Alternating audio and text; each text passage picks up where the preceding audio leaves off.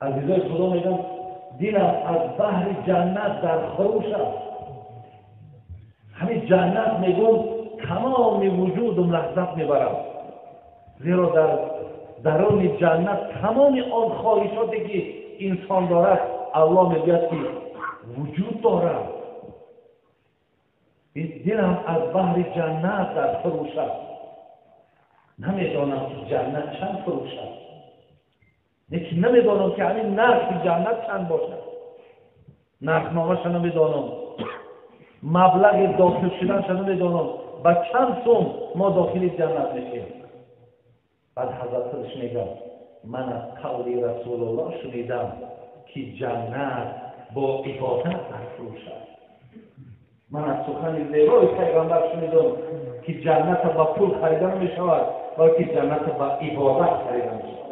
برادرایی که از نوشاکی‌های الکل اذیت میکشند و میخواهند که از این مشکلی بعد آزاد شوند، بهترین راه حل راتیف الکل است که شرکت شفافرما به شما توصیه میدهد. این دارویی هست که بعد خوردن این شما با الکل نزدیک نمیشوید و شفا مییابید. برادرایی که میخواهند معلومات بیشتر و خوبتر درباره همین دارو بگیرند، در کامنتر در اومده پیروز مونی ما معلومات بهتر و خوبتر در لیچکه شما روان میکنیم. السلام علیکم دوستان عزیز. آیا شما برای گذشتن از سرحد دشواری میکشید؟ مهلت حجت‌هایتان به آخر رسیده است. پس من برای شما خدمت رسانی شرکت نور محمد را پیشنهاد میکنم. با ماشین‌های نو و زمانوی، با باوری و اعتماد کامل توسط رانندگان مرد و زن شما را از منزل استقامتیتان تا خط سرحد برده برای عبور مرز مساعدت می نمایند. یادآور می شویم که اگر شما از نام شبکه حاجی میرزا مراجعت نمایید، برایتان تخفیف ارائه کرده می شود. رقم ها برای تماس جمع 7 926 319 59 61. فراموش نکن که حضرت امام شافعی میگه بالای عرش سوار بود. خودش میگه زمین قصدن گویم، همین قمچینش هم میگه در زمین قصد. بعد نفری در پیشش گفت ای بچم همین قمچین مرا گویم. میگه قمچین برآور در دستی امام شافعی گفت. امام شافعی میگه با پول همون زمانه گویم، اگه با پولهای امروزه $100 آورده دادش. تصور که یک قمچین گرفته داد $100 داد. تو حضرتی نفهمیدم پول بسیار برای چی دادی مرا؟ تو گفتم با اندک خدمتی که در من کردی دیدی غیرت قدرتی مرا. اگر این اندک خدمت پیش الله کنی، الله چه بزرگه؟ یکی اگر اندک خدمتی را که شما در پیش خدا کنید، برادر عزیز، خدای مهربان خدمت شما را قدر میکنه. این دستگیر شما میشود. این خدای بزرگ یک ذاتی هست که ببینید هر کسی میگه مبلغ صرف میکنه، مبلغ سمیتون.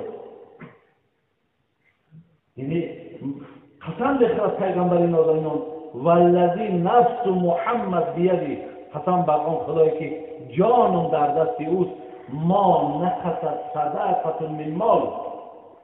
قسم به الله مهربان که انسانی که پولش در راه خدا صرف کند مالش کم نمیشه. برادرای عزیزی که قرآن خونده نمیتونیم با زبان عربی، اینا با ترجمه تاجیکی و همچنین با حرفای کریلیکی طرز خوندن قرآن. اینا بسم الله الرحمن الرحیم، به نام خداوند بخشنده و مهربان. هم زبان عربی قدی نویسه، هم با زبان کریلیکی طرز خوندنش، هم ترجمهش هست. انا اعطیناک الکوثر فصل لربک وانحر. اینا یکم آیت به درستی که ما تو را کوثر عطا کردیم. یکم آیت نیم انا اعطیناک الکوثر. هر یک آیتی که میخونه ترجمهش هست، هم با زبان عربی نویسه، هم با زبان کریلیکی نویسه، هم ترجمهش با زبان تاجیکی هست. السلام علیکم و رحمت الله و برکاته. در کتاب میاد که زمانی که مردم مسلمان با رومی ها میگه ترددی در جنگ داشتن، وقتی لشکر میگه بلند شد و گفت کمی برای عسکرهای مسلمان چی یاردم داریم؟ مردم را جمع کردن. کی یاردم دارد؟ میگه هر کسی میگه دیگر کسی چیزی داشت میگه بردن در پیش او ریختن و گفتن مرحمت مقصد اسب میخرید، شتر میخرید، سلاح میخرید. میگه یک زنی هم در همونجا اشتراک داشت. بسیار زنی میگه فقیر کم بغل بود. میگه در حال خانش آمد و دو تا موی دراز داشت. میگه مویهاشو میگه از دیخ برید. در داخلی میگه یک لحظه میگه پیچاند و در درونش نیچاند. به الله مهربان قسم بجز همین دیگر چیزی نداشتم تا مردم مسلمان یادم کن. بگذار همین مویهای من سر به سر کن. اگر پای یک اصول که بندن تا خدمت من در شما بدارد من پیش خدا خودم. برادر عزیز و گرامی، زیلهاز اگر بین همونها اندکم کردن بود رفتن لرفاق دهند. اگر ما نکنیم برادر عزیز نکنیم، الله مهربان احتیاجی به خدمت ما ندارد. ولی ما هر چی کردیم برای جان خود ما کردیم.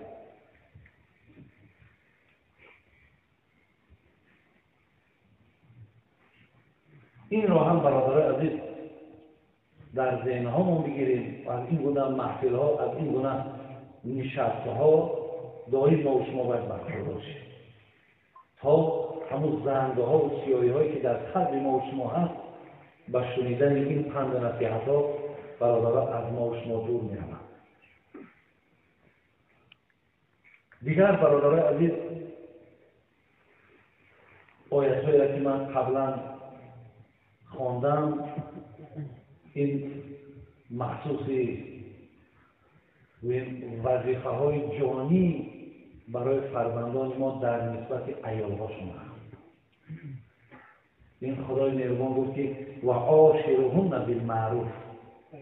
برادر عزیز کسی زن میگیرد باید با زن معاملش بالمعروف خدا میگه و خیر باشد، بنیکی باشد. یعنی در حق زن برادر عزیز مقصد چی هست؟ جفا نکردن. فَإِنْ كَرِهْتُمُوهُنَّ فَعَسَىٰ أَنْ تَكْرَهُوا شَيْئًا.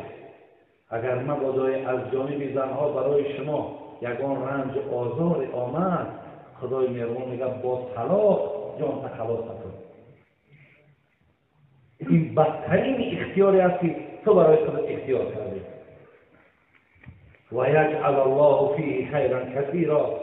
خدای مهربان میگه شاید از این زنی که تو ناراحتی، شاید میخواد که این از تو طلاق دی، الله میگه شاید که من از این فرزندای برای تو میتیم که از دیگر زنها ایشو فرزند گرفتن میتونی.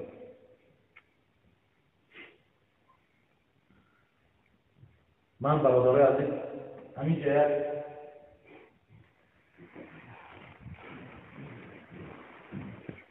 امام احمد حنبل 10 نصیحتی با فرزند شدن را برای شما از کتاب گرفتم. 10 نصیحتی که امام احمد حنبل که صاحب مذهب است 10 نصیحتی برای بچه‌اش کرده. یک کاش دادرای عزیز شما هم بچه‌هاتون همین نصیحت را کنید. یک کاش دادرای عزیز نصیحتی را که امام احمد حنبل برای فرزندش کرده شما در گوشاتون بگیرید. یه عزیزای خدا حرفهاشون برادر عزیز هر حرف اینها میدونید چقدر قدر دارن. زیرا حرفهای اینها برادر از هوا و هوس نیست. بگه که فرزند عزیزم اگه من این با زبان عربی بود ما ایران مقصد معنا کرده و با قدرمو عادی کرده و ساده کرده که تو که شما فهمید. بگو فرزند عزیزم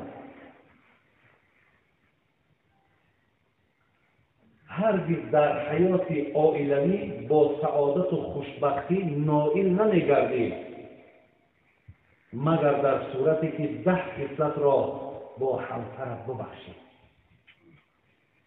بچه‌م گفت اگر تو بخوای که در همین حیاتت خوشبخت باشی، در حیاتت سرگردان نباشی، در حیاتت از زندگی تردی سر نداشته باشی، بسیار راضی باشی، بسیار وقتت خوش باشد، بچه‌م این 10 نصیحت مرا خوب گوش انداز.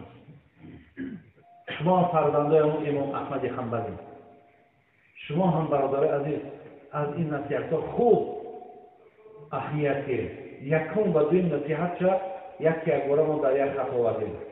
عادتاً احمد حنبل میگه زنان ناز و کرشمه، هزل و شوخی با شوهر و آشکار کردن اظهار محبت را دوست می‌دارند.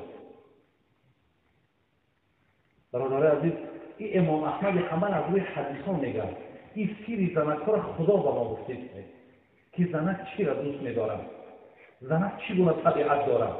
گفت بچه‌م زنک هزل شوخی را دوست می‌دارد. دوم اظهار محبت را دوست می‌دارد. یعنی دوست می‌دارد که مردکش با او هزل شوخی کنند. چگونه ای که پیغمبر نازنین ما همین هزل شوخی را با زنهاش داشت و همچنان با بچم زنها اظهار محبت را دوست می‌دارند. اظهار محبت یعنی چی؟ بگویی که زنه مثلا دوست می‌دارد. دیده که در همین مردم همین سرزمین همین چیزها چیل رواجه. زنش مرد شمیده، مرد زن شمیده که مثلا دوست می‌دارد. بینید اینها برادرای عزیز، این پروگرام‌ها در دین ما هست، این تعلیمات‌های دین ما هست. هر ملت و هر یک نفرهایی که از این خوانده گذشتن دیدن که در این خوشبختی را گرفتن و به نام خودشان گذراندنش. برادرای عزیز، شما هم باید با زنهاتون هزل شوخی داشته باشید. شما هم باید برادرای عزیز با زنهاتون گویید که زنک من تو را دوست می‌دارم. زیرا این حق هم دارد، همین حق هم دارد که تو باید بگویی که من تو را دوست می‌دارم. اونم این حق دارد که باید بیاد که مردک منم تو را دوست می‌دارم. ما حدیث داریم از جناب امام نسائی که میگه ان الله لا ينظر الى امرأة لا تشکر لزوجها. خدا نظر نمیکند به چهره زنی که برای شوهر داشتنش شکرگزاری سوی خدا نکند. نگه که خدایا من به سوی تو شکرگزاری نکنم که من صاحب شوهر شدم. اینا میگه شکرگزاری کنه نکنه، خدا با اون نظر رحمت نمیکنه. همچنان عکسش کسی صاحب زنم که شود، پیغمبر نازنین میگه الدنیا متاع و خیر متاع المرأة الصالحة. دنیا با مثال متاع است، یکی بهترین متاع دنیا زن صالحه است. بهترین نعمت دنیا میگه زن. ببینید باید برای زن داشتن هم شما شکرگزار باشید که خدایا ما را به این نعمت تو بر مثال چیکار کردی رسانیدی، شکر به سوی تو. برادرای عزیز، اینا را احمد حنبل میگه اگر انجام بدی تو آسوده و خوشبخت میشی. وای به حال او فرزندایی که زنها را به جای دوستت میدارم مادر تا فلان کنم، پدر تا فلان کنم، برای گم شای کنم یا فلان دیگر. برادرای عزیز، حیف همون کلمه ای که تو میگی من مسلمانم، حیف همون کلمه. این در تعلیمات مسلمانی ما این نیست برادرای عزیز.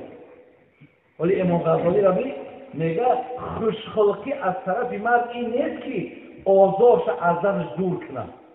یعنی زنه که آزار نداد بگم من مردک خوشفعلم، خوش اخلاقم. میگه خوش اخلاق کسی را بگم که رنج و مشقتی زنک را تحمل داشته باشه.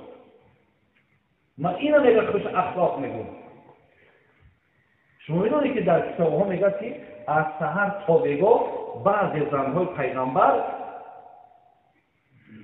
از سحر تا بگاه با عنوان قهری و پیغمبر قهری بود. تصور کنید زن پیغمبر با پیغمبر تا بگاه قهری است. از اون جمله آخه خاک پای مادرمان عایشه چه؟ عایشه مادرمان چی گفت؟ اینی لاعرف رضاک من غضبک. عایشه وقتی عایشه غضبناک بود گفت عایشه من میدونم که تو کی غضبناکی و کی رضایی. ببین کی حالتی غضبی تو را رضایی تو را من میفهمم. بعد عایشه گفت چه میفهمی؟ گفت زمانی که تو اگر غضبناک باشی میگوی قسم به خدای ابراهیم، نمیگوی قسم به خدای محمد، میگوی قسم به خدای ابراهیم من میدونم که اولاد تو بر من غضب داری. یکی وقتی که بگوی قسم به خدای محمد من میدونم که در دل تو در نسبت من رضایی هست. این پیغمبر در همین مناسبت خیلی با قدیس خب ای در همین دیوش میدونه قدیس رو باز میکنه. برای همین بود که با بازار همین چی میگفت وقتی پرسیدمش حضرت کدام انسان به سوی تو محبوب ترین آدم است؟ گفت عایشه. تصور کنید گفت عایشه محبوب ترین انسان به سوی من است.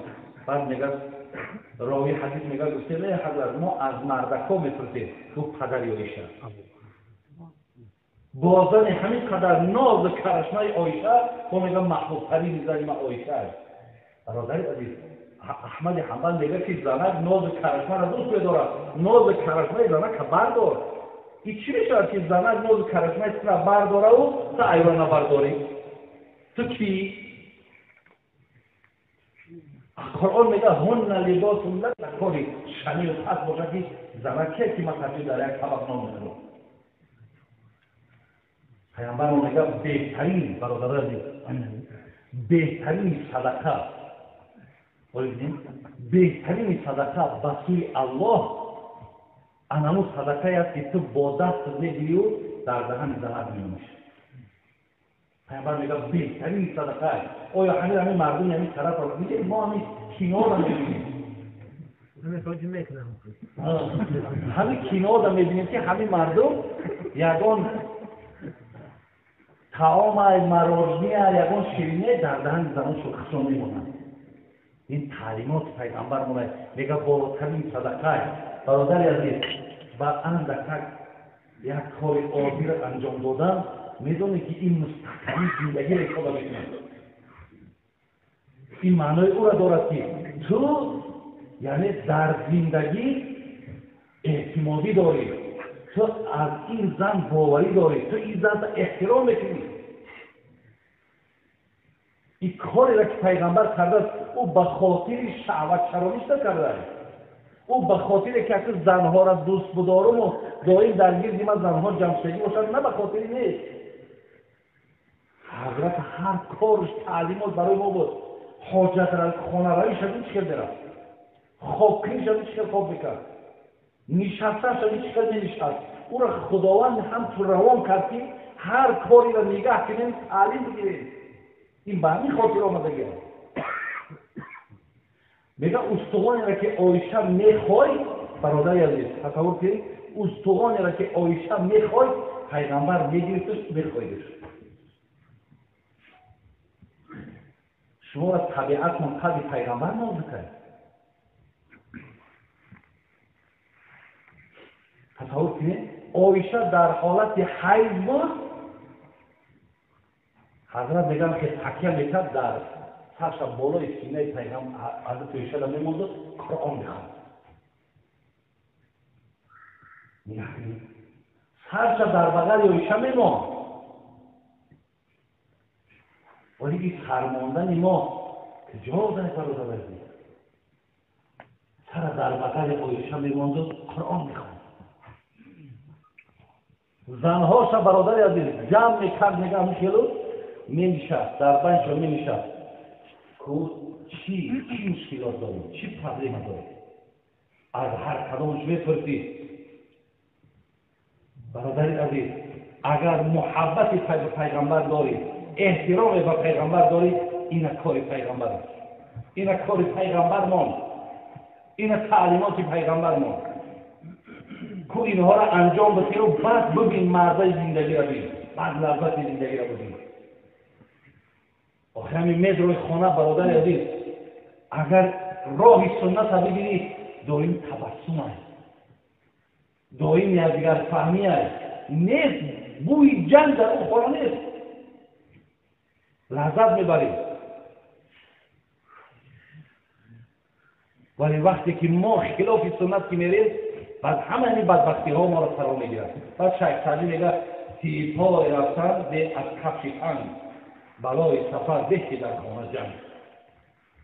این خانه که جنگ داشته باشه، ایولا داری سفر نباشه، میگه بهتر است.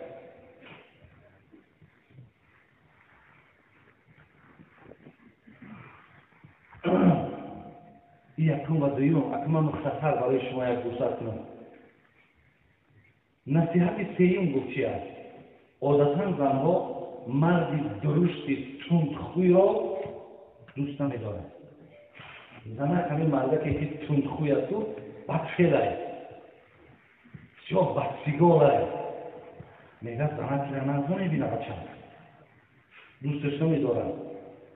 اما در برابر این مردان از حد زیاد نرم و خوشرفتارند، زیر پای می‌کنند. بچه شو بسید، بچه تندخوی بد میدینه او میکنه تری ساده که بچه با تایفا میکنه برای همین میانش بچه انتخاب نه این طریق تا تایفای زنده پرتا، نه اینقدر تندخوی بدتیگاش میانه این بچه انتخاب. حقیقتا خوشفعلی برادر عزیز چه کاری خوبه.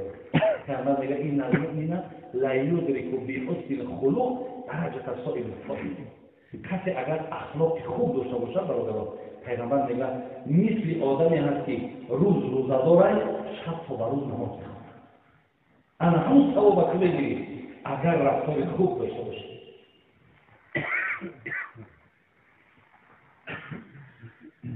خب میگه چهارم، زنان از مردان عیناً همون چیزی رو میخواهند که مردان از زنانشون میخواهند. چیزی که تو از زن چی چیزی را که میخواهی، زن میگه همین خواهش ای تو دارم. مثال از جمله خوش سخنی، داشتن ظاهری پاک و زیبا، آراستن سر و لباس، همیشه خوشبوی بودن و غیره. پس تو هم در معامله با همسر همین طور باش. بچه تو هم میخوره که زنات فرمان دادنی باشه، زنات لباسکوی نو داشته باشه، مثلا وقتی ببینیش خب عصمت دادگی باشه، تنفش خوشبوی باشه، خب بسیار خوش سخن باشه. انا همین ها را میگه زن ای تو میخواهد اصلا همین باشی. حضرت ابن عباس میگه که چیزی که زنت هیچ از زینت نداد پیش من میومد، نه خیلی از زینت نداد پیش میرفت. تصور کنم که خیلی زن وقتی که خیلی خوشبویی کنه، سرمه بزنه، عصمت کنه، تو به همین لباسای کلی آب عرق هست. خب بگیم یک بوی غریب از زیر کشت و از بدن بیرون می‌آید. این را میگه زن نظر میبینم، زن از این استفاده بودن نمیتونه. پس همین ظاهری ما هم این احمد میگه ظاهر توی باید زیبا باشه. هر لباس ضرورت است. توی بین تا بچه‌های ما حاضر میبینی مویوی مثال بسیار انتری جوریده، ریشوی جوریده. همین چیزها هم باید با ترتیب باشد. من در حدیث جناب امام مالک در موطأ آورده میگه یک نفر اومد پیش پیامبر، سرش بسیار طول، موی علی ریشاش هم شانه نکرده. بعد میگه حضرت منش کرد، گفتیم با ترتیب بیارینش. وقتی با ترتیب آوردنش گفت این بهتر نبود که اخترنگ شیطان کرده بود. این بهتر نیست که اخترنگ شیطان کرده. یعنی باید آراستگی در ما باشه برادر عزیز. پیغمبر باید دنیا که چی در دوست می‌داره؟ خوشبویی. ولی بعد اقتدا است که او بچه عصر نزدی ملائکه کنار نگریزن. نه نگریزن. ملائکه در همون انسان نزدیک میشه بوی خوش داره. ردی سحر و جادو را بینید با قرآن. یک سبب نزدیک نشیدن جن همه که آدم خوشبو باشه. اگر آدم بوی بد داشته باشه جن در او داخل میشه. خوشبوی باشه، خانه خوشبوی باشه، جن در تو آمدن نمیشه. این ما تعلیم داده که همین مثلا همین خوشبویی ها باید باشه. پیغمبر خدا خوشبویی بود. خب نصیحت پنجم، فراموش نکن زنان خانه را برای خود همچون مملکت شاهی می‌سازند. با چنین تصور دارند که در خانه‌هاشون بالای تخت شاهی نشستند. پرور همون تخت است. از ویران کردن این مملکت شاهی همسر است بپرهیز و هرگز تلاش ستاندن مقصد مجازی شاهی را از وی نداشته باش. زیرا اگر از چنین کوشش کنی تا این مقصد شاهی را از همسرت بستانی، پس هر آینه این دشمن برای تو می شود. زن میگه همین در درون خانه مثل که شاهی که در بالای همین کرسیش شگیه، کرسیش هم مثال دوست میداره، زن در همین خانه میخواهد همین شاه باشه. میگه همین دسته بخیلی نکرد، همین شاهی را بکش. بگذار در همین درون خانه شاه همین زنک باشه. زیرا اگر میگه همین در بخیلی کنی و همین شاهی را، معنای شاهی اینه که تو تمامی کار و همه فعالیت و همه رهبری در دست زنک باشه. قرآن میگه الرجال قوامون علی النساء. بلکه دوست بداره که در همین خانه مثل همین یک آدم کلام باشه. میگه همین در بخیلی نکرده پیش باشه. و یک قصه از سیالی در بوستان شیخ سعدی میگه شکایت میکنه یک کس که میگه همین زنک میگه همین کارزاری میتا، همین قدمی میتا و شیخ سعدی را مثال میزنه. میگه که همین یعنی میگه تو پروای غم و پروای مثال مشکلاتش نساخی. یعنی میگه انا ببین میگه هر چند که اگر وای دقتم که ترافیات ولی به هر حال بچم او همیشه در زیر سعی او در بالای تو نیست. یعنی به همین معنا میاره. نصیحت ششمش میگه زنان همیشه دوست میدارن که دل شوهرش رو به دست بیارد و هم اهل اویلهشون رو از دست ندید. پس اینکه خود را به اهل اویله همسرت در یک ترازو قرار بده. پرهیز نما، هیچ با همسرت مگو که من یا اولادم. این دست نداره. یعنی میگه همیشه زنک کوششش همیه که هم دل شوهر به دست بگیره، هم معاملش با خانوادهشون باشه. این را در پیش نگذار بچم که یا خانگیاتونه انتخاب یا مرد. میگه زیرا از ترس از هراس را انتخاب میکنه ولی بچم زندگی آسوده و خیر نداره. این در مردم ما بسیار نی یا مرا انتخاب میکنی یا مقصد پدر و مادر انتخاب میکنی. این برادری عزیز این بسیار پیشنهادی بدبختانه است. این را هیچ وقت نکنید. شما حق ندارید که زناتون از رفتن خانه و مادر و پدر اولاد منع کنین. این را حق ندارید. خب هفتم نصیحت میگه چنانه که میدانی زنان از قبرگاه کج آفریده شدند.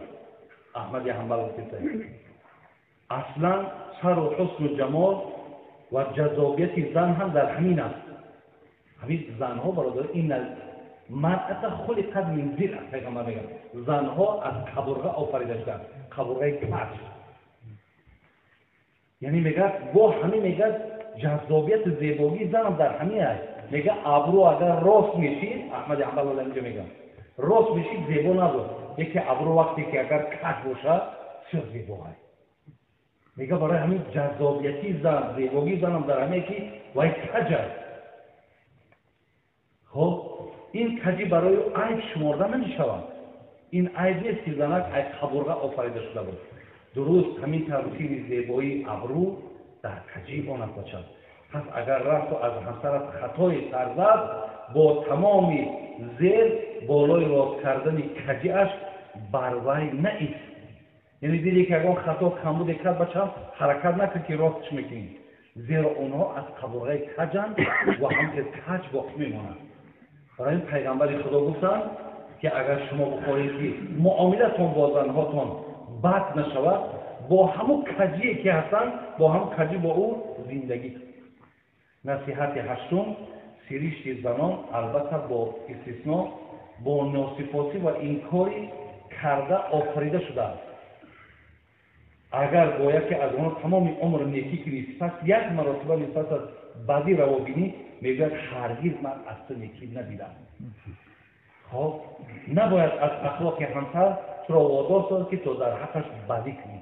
بچه میگه طبیعت زن همیه 50 سال خدمت شده و یک کاراش بید یک روز نشد، میگه مردم مایتی هیچ ندیدم. میگه این در طبیعت شد. برای بچم ایده میگه خفه نشد. برای این گپشم زندگی تا میگه ناآسوده نکرد. بدون که این در طبیعت شد. این گپ باید بگه. او قصه سنبخه هست بود. سنبخه میلوی او در کجدم هست. بعد پشتکش در بارش میکنه بود. اکو باید ای دریا بگذارونش. مقصد کجدم هم همین دارد. پشتی سنبخه در سوال تانیم دریا را میبرش که همونجا که خرش میشم. میگه چیکار میکنی؟ میگه میخوام که بگذارم. آخی میگه من در نیکی کستم. آخی میگه در طبیعت مای. در طبیعت ما همیتی ما باید کسی نیکی میکنه نمیکنه ما باید را بگذارم. نیکی این در طبیعت همین هست که باید همین گفت بگه. برای این که ملال نشد بعد همین دیگر همه را بسید این چی با ما 50 سال بوده خدمت کنم این چی گفت بگفته دیگه بچه ملال نشد.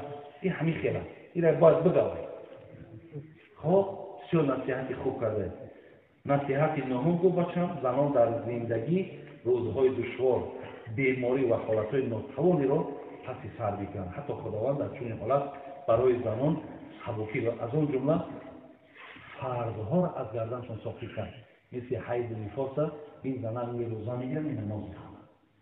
برای میگو بچم وقتی زنان که دیدی که بیمار های ترحم مثلا کارهای خانه را خبر بکن. حضرت یوشی مادم مستم حضرت روز زود در خانه را چکار میکنم؟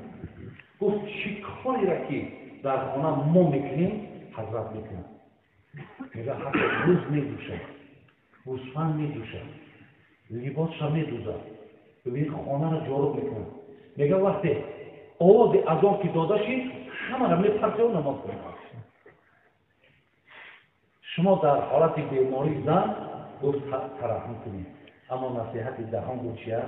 دانسته باش همسر از وقتی خانه تو میآید دیگر حکمی اسیر را دارد. پس در حق وی رحم کن و ناتوانی‌هاش را از ناتوانی‌هاش درک بزد. اگر این نصیحت‌های من رو به جا آوردی همیشه آسودگی بچه‌ام نصیب حالت است. یعنی دهمش چی بوده؟ همیشه گفت همسر حکم اسیر را دارد. این چیزی که آدم اسیر می‌شود در ما همون اسیر را چی معامله باید کنی همیان اسیرهای شما.